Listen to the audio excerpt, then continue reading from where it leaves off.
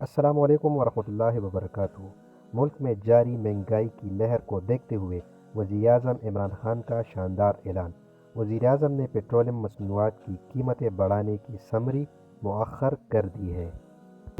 इससे पहले ये खबर आ रही थी कि 1 फरवरी के बाद पेट्रोलियम मसनूआत की कीमतों में बेतहाशा इजाफा होने वाला है, जिसके बाद पेट्रोल की कीमत 150 रुपये से तजावुज़ कर जाएगी।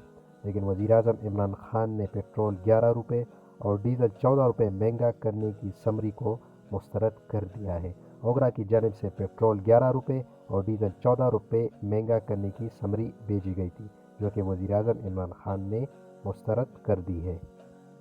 और अब मसनूआत वही पुरानी कीमत पर मिलेगा।